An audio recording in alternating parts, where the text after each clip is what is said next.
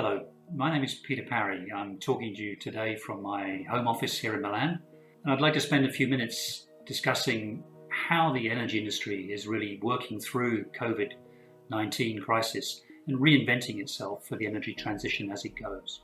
As we started 2020, most of the major international oil and gas companies were setting bold, ambitious targets, particularly in the area of decarbonisation, thinking about a net zero 2050 and the steps they perhaps need to take in order to try and get there. As we entered 2020, those targets were being communicated to shareholders who had given a lot of pressure through 2019. That pressure was increasing to say that incremental efforts and token investments were really not enough. We now needed a step change in activity. As that was beginning to take hold, the COVID crisis hit.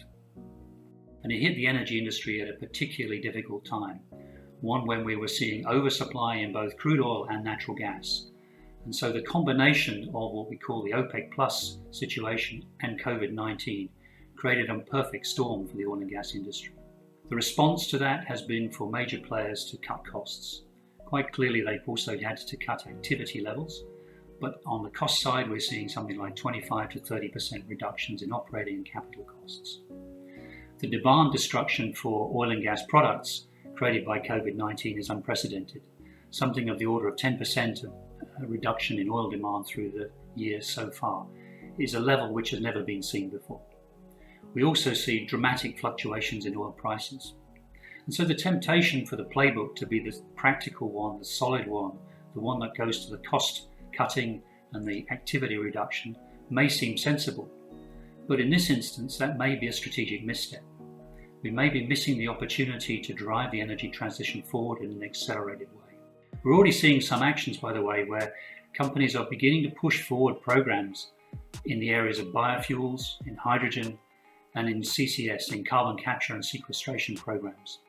These kinds of initiatives are the ones the world needs in order to decarbonize both the production and consumption of oil and gas activities. Thinking about that Act Now template and pulling it forward into a planning framework. What do we need to plan for the future? Well, there are three big steps. The first of those is to pull together what have been hitherto fragmented actions. A lot of the things the oil and gas companies have been doing are projects here and projects there. These need to be pulled together now into a much more transformational framework and an effort that can both scale and move forward quickly. The second step is really to do with building a roadmap.